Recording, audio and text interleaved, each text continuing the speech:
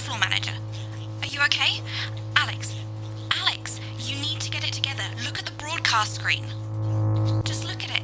That's all we've been putting out since you went down. You have to fix it, now. Look left, Alex, out the window. See? They're all over it, little bastards. You're going to need a full charge to clear that many off. Hold down the big button until it's fully charged, then release it without the little fuckers. Excellent, Alex. We're broadcasting again. They must have built up while you were napping. Usually it only takes a tap on the button to clear one. Look, there's a lone one climbing now. Zap it off before it starts to mess up the signal again. Great. That seems to be the last of them, for now. Right, we're about a minute out. Get the adverts loaded up. I've got to deal with my pet idiot. And Alex, keep your ears open. You'll hear them climbing up the tower. Don't let them build up. We'll be going live to the National Nightly News. But before that, let's take a look at what's coming up later on. This has no credibility, Jenny. On Channel 1 at 7 o'clock. No professionalism. What's wrong with this picture? And It's not a mess. Everything is where it should be. It's ramshackle and characterful, and I expect you to know the difference. That's followed at 8 p.m. by Of course Megan's place looked lovely, but I can't see it, can I? Thanks, Jenny. How's lock-in with the boyfriend going? Outside. Decided to take his chances on the wild streets, eh? Rather than endure another romantic comedy. Electric Fever Dream, starring Lawrence Blunderclatch as Helen. Jeremy, Jenny says your hair looks stupid. Yes, I can hear her. To 11:15, As she says she's not talking to you. Yes, I know, I can hear her. Shall I count us in? Make it so. Okay, 10 seconds. Break a leg, everyone. Preferably a furry one. It's the National Weather Report. 5, 4, But now, 3, it's time to join Jeremy Donaldson. For Good evening, I'm Jeremy Donaldson. and I'm Megan Wolfe. Our main stories tonight. Snugglefucked? It's been almost 5 weeks since all the Mrs. Snugglehugs toys woke up simultaneously in factories worldwide and began searching for their husbands. The Mr. Snugglehugs we had so short-sightedly destroyed. And now, as this photograph suggests, they may be changing tactics. Built to surprisingly traditional gender stereotypes, the Mrs. Snugglehugs have been arming themselves with a variety of household implements. All the more reason to make sure that cat flap is taped up good and tight. This frightening new development means that even those previously thought to be relatively safe, like the young and fit, must take care to watch their backs and keep their ears open for the soft steps of sinister feet. Going stir crazy, with no signs of Mrs. Snugglehug's batteries running out, and the government lockdown now in its 31st day, domestic relationships across the country are taking some unexpected turns. Dramatic reports are beginning to emerge of uncharacteristically bold behaviour in homes across the country. And we're not talking about the model planes that occupy so much time in the Donaldson household. With dating options limited, many house sharers, in particular students, are finding solace in co-tenants they'd previously rejected as unfuckable, indulging in an activity that has become known as snuggle hugging. Going it alone, popular crustacean Johnny Hamsleeves is back in the news today as his astonishing photograph that he leaked himself shows exactly how he's been spending his lockdown. It seems that when the lockdown was announced, Johnny's long-term partner, Tiffany Lamour, was busy in the capital preparing her new show, Chocolate Clit Bombs, for its now postponed grand opening. Let's hope the exhibits don't melt. It's great to see a celebrity using their time wisely, as the government suggests, by developing a new hobby or fetish, and most importantly, by keeping your spirits up. Nice to see Johnny doing his little bit. The shape of things to come? In their own version of a lockdown for more than 45 years now, the descendants of Doctors David Wong and Ingrid Svorsborgen-Horgensvoord and their unfortunate team today managed to get a personal statement to the surface using flagellized imaging equipment. Many of the Svorsborgen-Horgens brood, as they've come to be known, have certainly captured the public imagination, with a recent vote naming Helvetica Svorsborgen-Wongensvoord the most likely to survive a massive electric shock. Greeting from Dante's Tate, or as we say down here in the family, many mushrooms to you. I don't know what a Mrs. Pluckless Pug is, but they sound like they're causing you guys real problems. We've been trapped down here for 8,961 days now, and all I can say is I sure am glad Mum and Dad chose not to get on that escape craft. Since they grew me and the rest of the family, we've been getting on famously, and sometimes Mum stops crying for upwards of 20 minutes. Also, it turns out, as push, you can eat flards, if you can handle the stomach cramps and the amnesia. Greetings from Dante's Tate. or as we say down here in the family, many mushrooms to you. It's hard to believe they've been down there so long now. But everyone knows time moves differently underwater, Jeremy. That's why baths take so long. That's right. And as anyone will tell you, the deeper the bath, The quicker the relativistic forces of temporal causality will have a measurable effect upon the fixed dimensional parameters of your environment. yes, I've said that many times.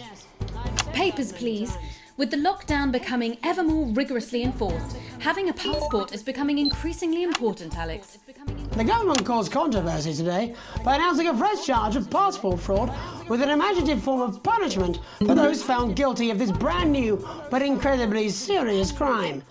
The international community have been critical of Advance's decision to begin branding those found to be abetting passport fraudsters. The red hot metal may seem painful, but I'm told it's actually preferable to most music currently in the charts. And Advance speaks out. With the snuggle struggle proving a test to governments around the world, Advance HQ released a curious statement this afternoon. In the accompanying release, they asked us to stress that they have been listening and that this should be taken as a response to how the people really feel. We've certainly done our bit on this show to contribute to the political climate. But let's not forget, how we behave in our home lives is what really matters. Let's hope it's not just me who filled out that questionnaire, Jeremy, or we're all in trouble. Let's play that statement.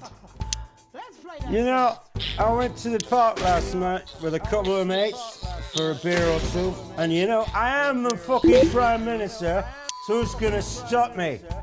Anyway, the rules aren't for me, they're for tossers like you. And so you come whinging around asking me why I didn't do something in politics, even when the best thing to do is fuck all.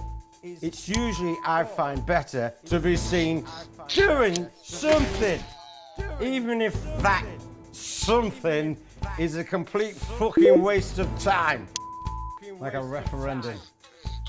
And I am doing something, and I find that drinking definitely helps. It stops me thinking about things. Like why Mrs. C abandoned me.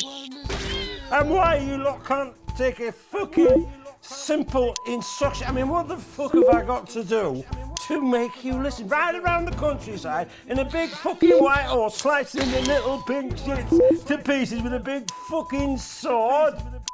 Stay inside. Do a jigsaw. If you haven't got one.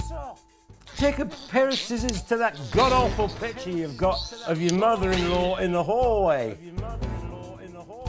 Take a small enough species to take you the best part of a weekend, a big fucking toll on your marriage. Or take up a hobby. Try shocking yourself repeatedly. Or masturbation. That's quite popular at the moment, apparently.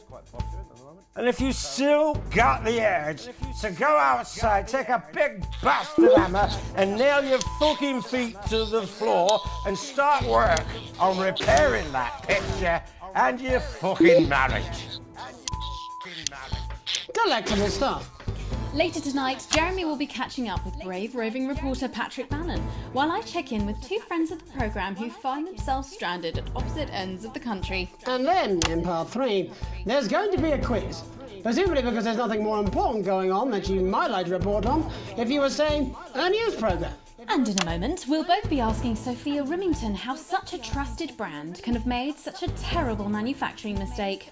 With what it describes here as help from popular psychic scientist Delia Lywell. Oh, I like her. No, you don't. Why do you do that? That's all coming up on tonight's National Nightly News.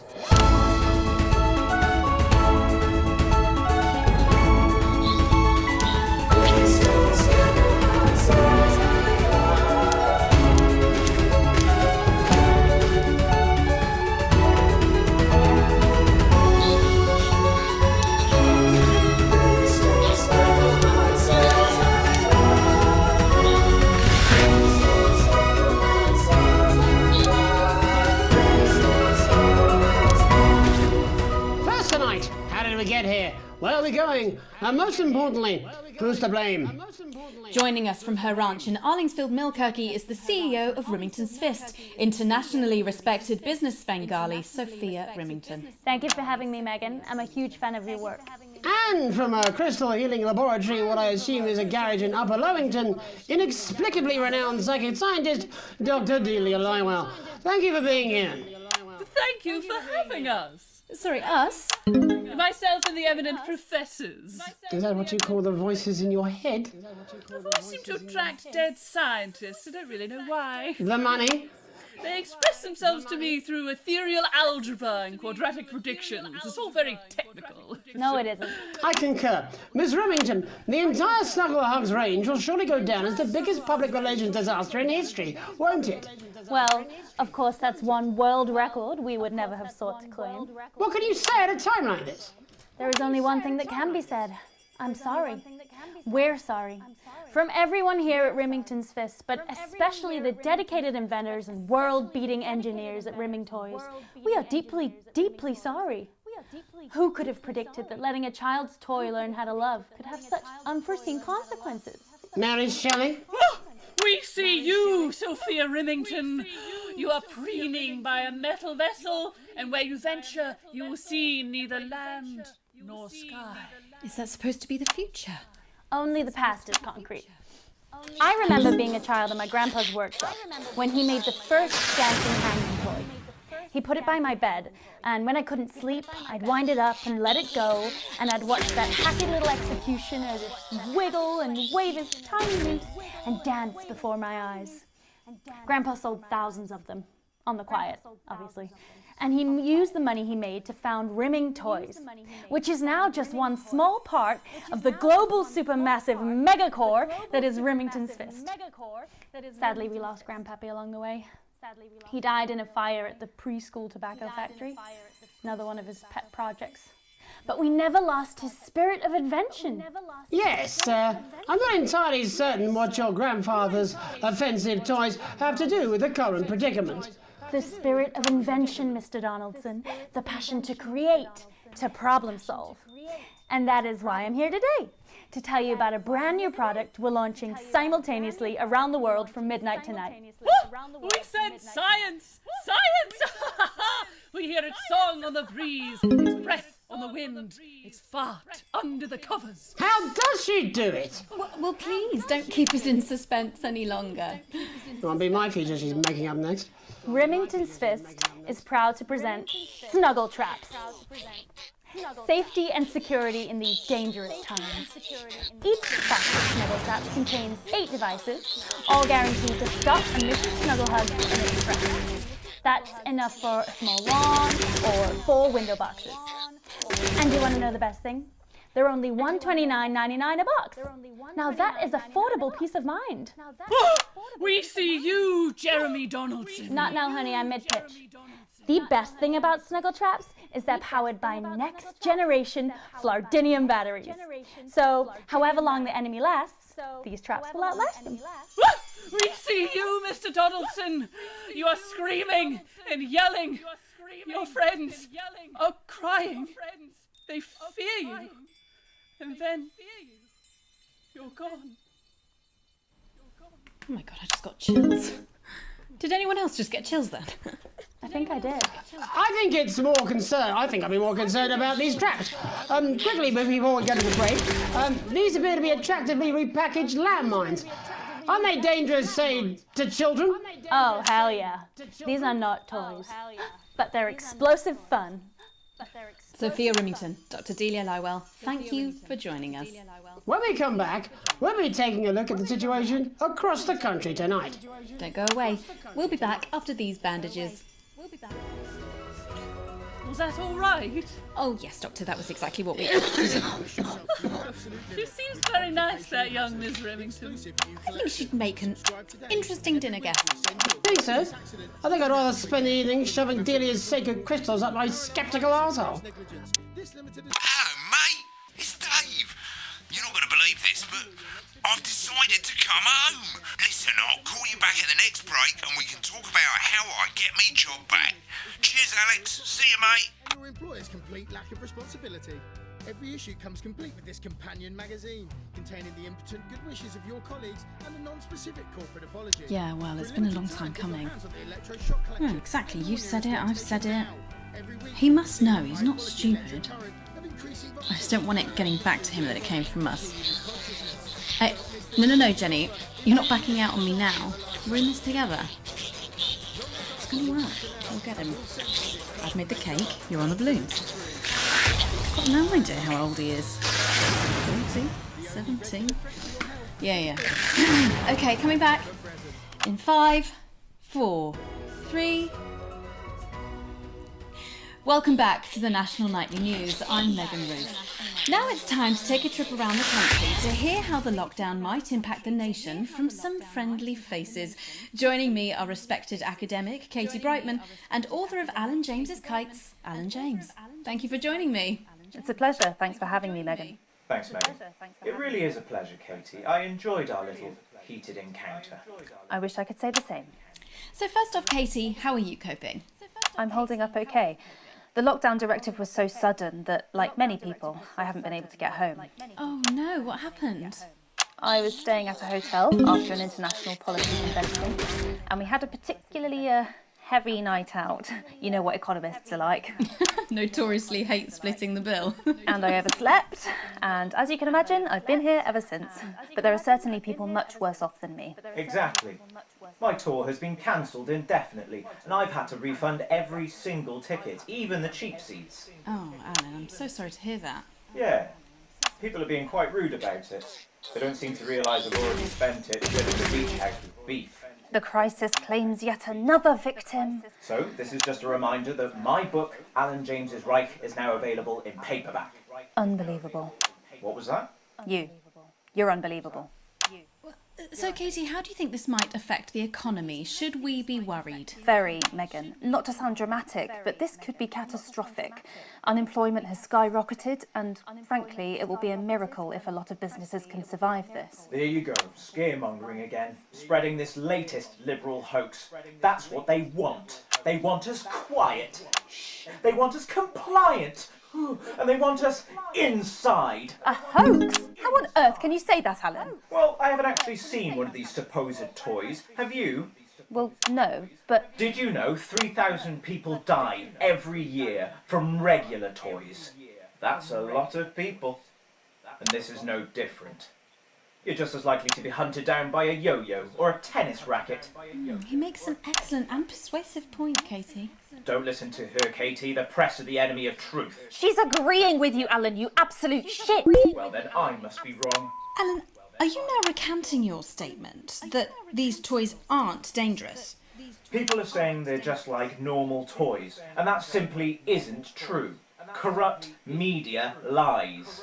And Katie, how do you respond to Alan's claims that Mrs. Snugglehugs might be dangerous after all?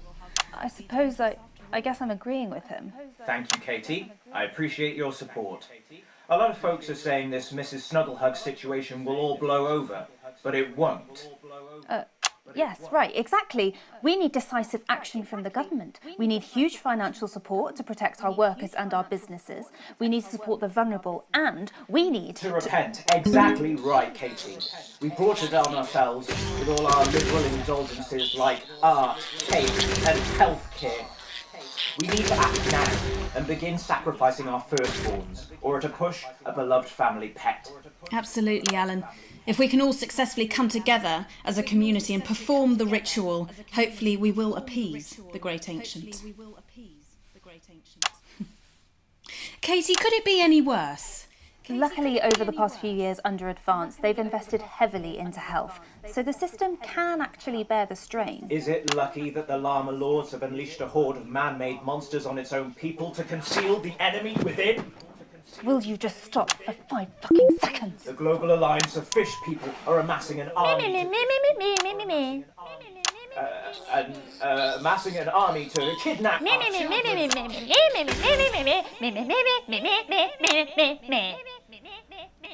That's you. That's what you sound like. But Me.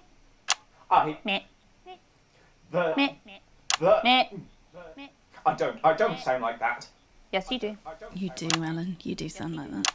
And that's why no one wants to be your friend. I've got loads of friends. No, you haven't. I don't think you do, Ellen. Yeah, stop lying, Alan. I'm not lying. You are. Oh, good one. Well, I'm telling. Alan James, Katie Brightman, thank you for joining me. Some real food for thought there from two of the territory's leading minds. Any moment now, I'll be heading over to Jeremy, who is going to be bringing us an up-to-the-minute report of the status of the nation. Over to you, Jeremy. Thank you for what I'm sure was a reasonable debate which really contributed to the national conversation. Next, out on the streets, someone who's always doing exactly that. It's Patrick Bannon. Are you there, Patrick? Hello, Jeremy. Yes, hello, I'm here. I'm here live. Apologies for the quality of the broadcast today. Couldn't find any cameramen or women brave enough to come and join me, so I'm out here on my own. Right, and can you tell us what it's like out there? Yeah, I can. It's as you can see behind me, the streets are currently completely deserted. And my question, Jeremy, is just how long?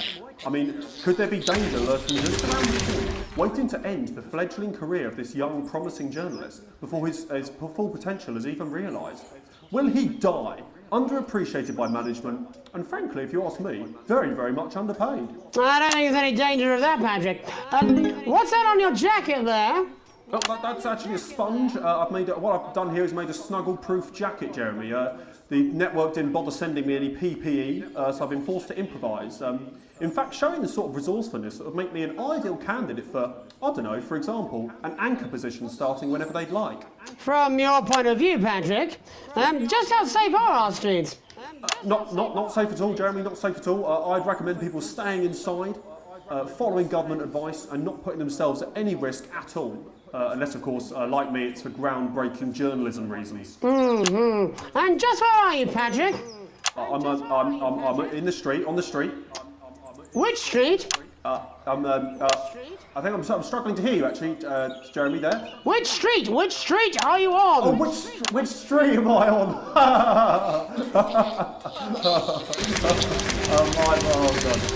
I'm just looking for a sign. There it is. I'm on Bannon Avenue. Bannon Avenue? Yep. Bannon Avenue. Yeah, no, I can hear you fine. Yep, I'm on Bannon Avenue on the sign, it says there. Like Patrick Bannon? Oh yeah, that is like, that's strange, that's a weird sign. I don't know what's going on there. Where are you really? I'm on Bannon. Alright, fine, I'm not on Bannon Avenue, I'm at home, to be honest. Alright, fine. Well, I'm in my bathroom technically, but you know, I couldn't face it, to be honest, mate. It's it's terrible out there. I don't want to go outside. They're everywhere. I'm sorry for lying. We don't expect any less of you, Patrick. Can you hear that sound? What the hell was that? I can, yes. I'm no expert, Patrick, but it sounds unmistakably like a tiny fist tapping on your door there. Oh, fuck, it does.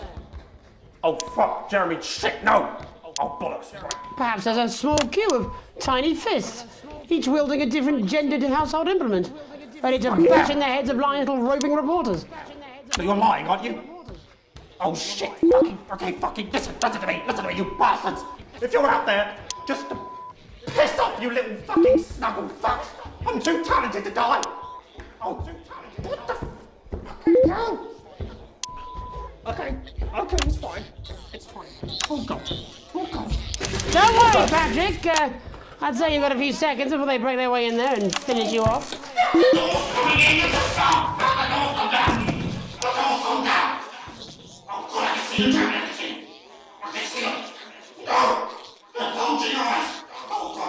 What do you see, Patrick? I see only the devil. I see only Satan. Oh God, no! They're coming to all this. They're coming over. You know me. You fucking little shit.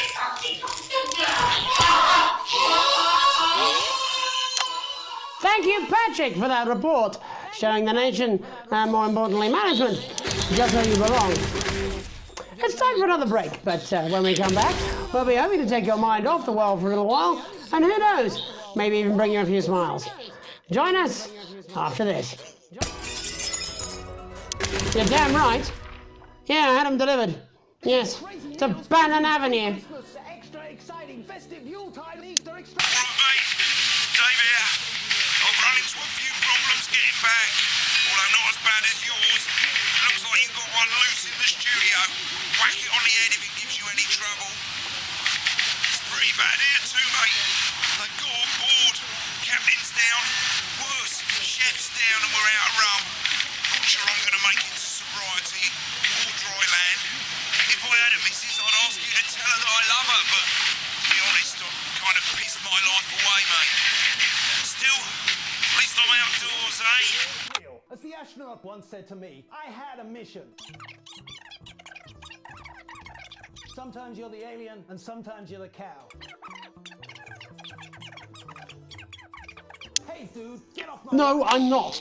They wanted I'm not going to. for nuns. Nuns with I guns, don't have to. nuns with guns, nuns with sons. That one didn't go down so much because apparently they're not supposed to have sons. I'm not. Crazy Bob here. I'm not. More enjoyable. Namaste.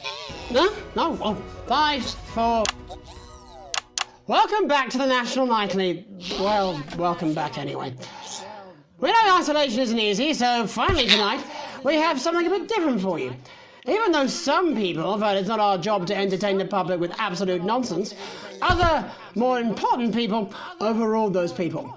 So it's time to find out who will National Nightly win and who will National Nightly lose. So, how do we play? Well, joining me is a man who knows all about playing. It's Tommy Harris. Hello, Tommy. All right, Johnny. Good to see ya. And how are you finding the lockdown, Tommy? What do you mean lockdown? The enforced isolation of everyone in the country. Ah, yeah, I think I heard about that actually, yeah.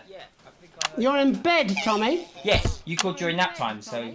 Of course, that's my fault. So, why don't you tell us how the game is played? Well, it's pretty simple, Jeremy, you sausage. I'm going to ask contestants from around the territory 3 questions about what else, yours truly. And those people are going to get a chance to win a very special prize. And what are they playing for, Tommy? Drum roll, please. Drum roll, please. Jeremy. Oh. Jeremy. Thank you. This. Is that... What is that? It's my athletic support, Jeremy. Oh. But I've signed it, so... Oh, well then, what a fantastic prize. Have we got anybody waiting to win this once-in-a-lifetime prize, Jimmy? I believe we have Angie on the line. How do you feel about winning this man's old pants, Angie? I've never been so excited, Jeremy. And can I just say, I love you. Both of you. Well, you've said it now, haven't you? Oh, Angie, I love you. In a way. Tell us about yourself, Angie. Well, what can I say? My name is Angie. Always has been. I'm a human woman, and my dental hygiene has been described as acceptable. Brilliant! Right, well, shall we get this shambles underway? Absolutely, John. Can I get 30 seconds on the clock, please? We haven't got a clock. Yeah, I did ask for a clock. So, well, why don't you start, and I'll stop you when it inevitably becomes unbearable to watch. I love it. All right, here we go. Time starts now. Question 1. When is my birthday? The 13th of August at 7:19 a.m. That is absolutely correct. Question 2. What? I said, what is my favourite colour? Crushed praline 4. Correct, the colour of my nipples. And finally, Angie dear, what is my star sign? That's a trick question. You were born outside of the human understanding of the cosmos. Unbelievable, that is correct. Stop the clock. Wow, that really was tough to watch. How did you do, Tommy? Well, Angie, my love, you got every single question right. Which of course means you lose and win absolutely nothing. Thanks for playing, Angie. Bye. Do we have another contestant on the line at Jelly Bean? We do indeed. We should have Sonia Artleach. Are you there, Sonia? Of course I am, Jamie, darling. Thank you for being here, Sonia. Oh, there you are, Tommy. Mwah. Let me guess, you work in theatre, don't you? Is it that obvious? What gave it away? Was it the glamour or poise? It certainly wasn't your inherent sense of humility. Tell us about yourself, Sonia. Oh, well, if you must play this game.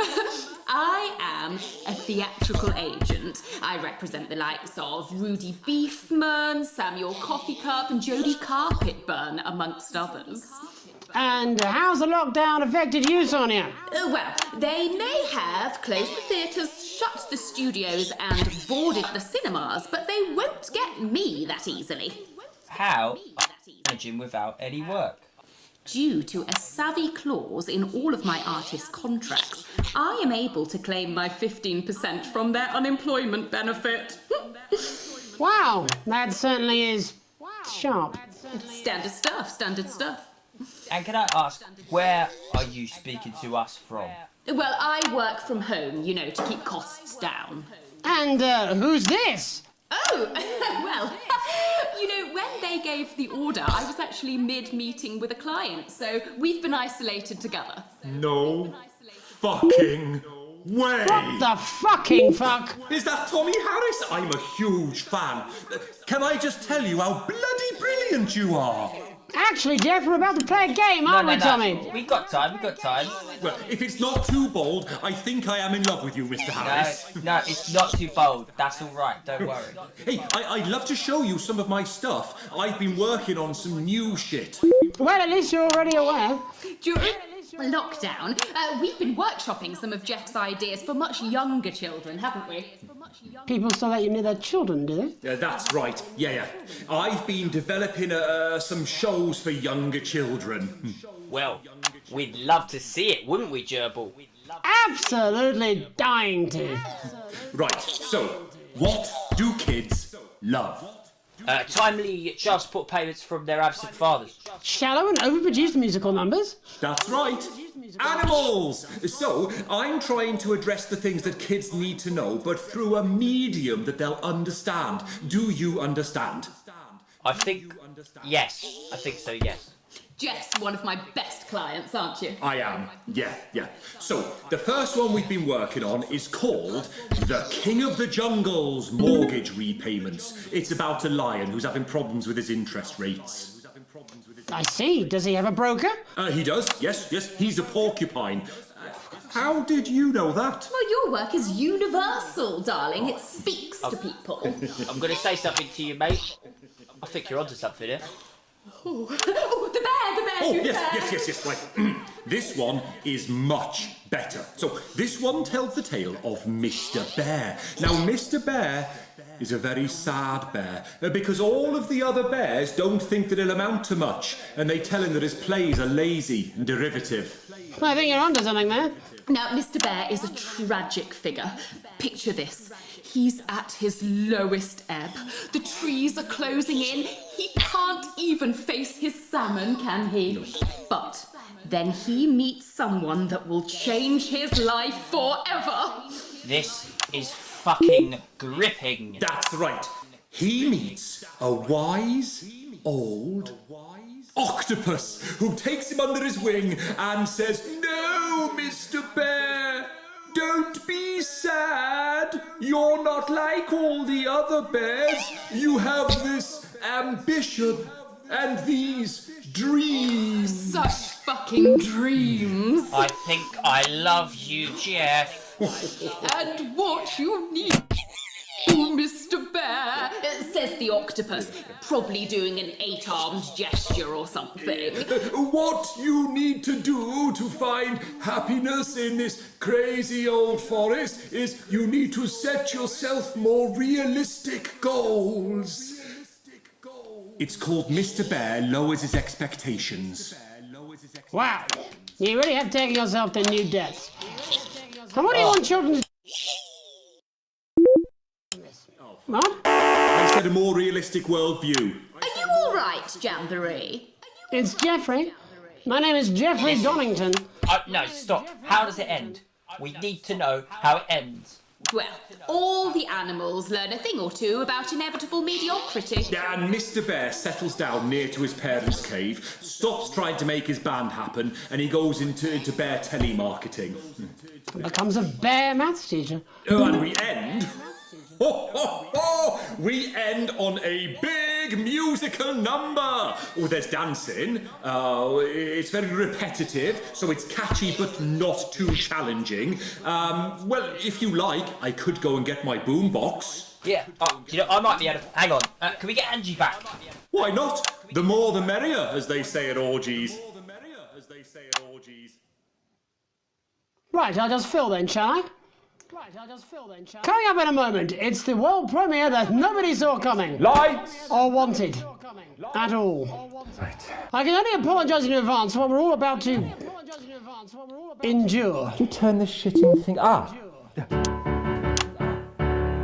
Well, there's all sorts of creatures down on Dangly Doodle Farm. Like wise old Mr. Octopus with way too many arms. There's Mr. Pig and Mr. Cow, they're always in good moods. But that's 'cause they don't know they'll soon be sliced up into food. Mr. Bear, what's that over there? That's where your hopes go to turn into despair.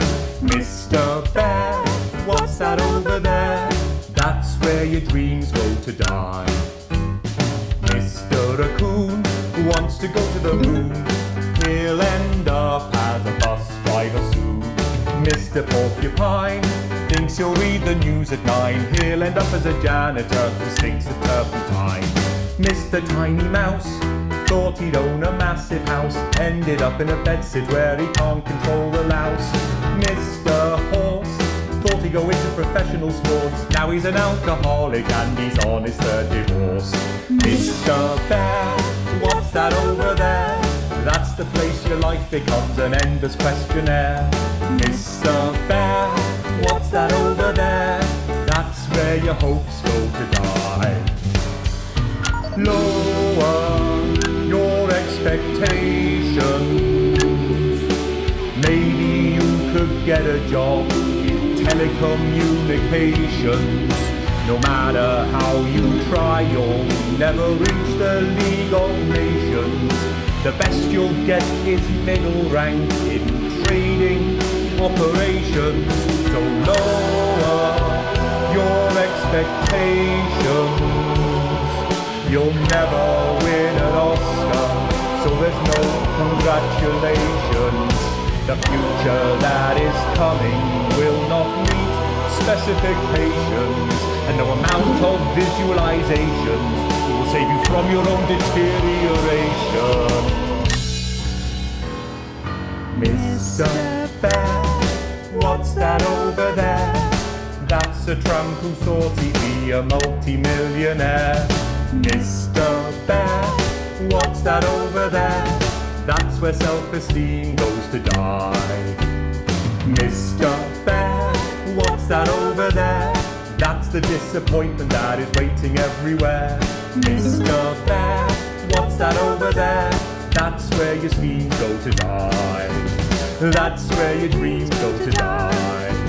That's where dreams go to die. Well, I'm sure we'll all still be singing that tomorrow morning. That's it from us for tonight. Many thanks to all our guests. I look forward to seeing them all again.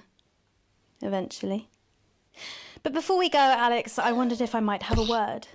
You see, I've had my eye on you, friend, and I've got to say I'm not liking what I'm seeing. You keep letting me down, chum. Playing it safe. Making the dull, boring choices, failing to assert yourself. No one likes a pushover, Alex. You know that. And frankly, chum, you're acting like a bit of a wimp. Alex, will you give away your passport so my super rich sibling can abandon us all? Sure. Here it is. Pathetic. Can I have the money we need for food so I can go around the continent on a jolly? Sure, Susie. We can always eat your grandma when we run out of food. Wouldn't it have felt better to take charge? Aren't you tempted to just lay down the law? You know what's hot, Alex? Other than me, obviously. Confidence, power, control. We're all drawn to it like rats to the piper. Don't you care where your son goes at night? You will when you find out. Look, far be it from me to try and lead you down the dark pathway, although sort of is my whole raison d'etre. But imagine, just for a moment, that none of this was real. It was just some stupid game where you could just do it all over again if it all went wrong. Imagine if Sam and Charlie and Susie were just characters. Wow. Think of all the fun you could have. Just being bad, you know. For the hell of it. My name's Megan Wolf. Have an evil night. Ugh. Jen, I'm just gonna go smoko, okay? Can you get Bozeman on the phone? Babe, I don't care if this is a dream, a bad trip or a shock-induced coma. I did not sign up to be dressed like a slag doshing out wristies for a 20. All right, I'm a professional news anchor, not a fucking bogan. It's bad enough that he makes me do that unconvincing accent the whole time. I mean, look at this. My skirt's so short you can see my jute. Alex, wake up. Why don't you wake up?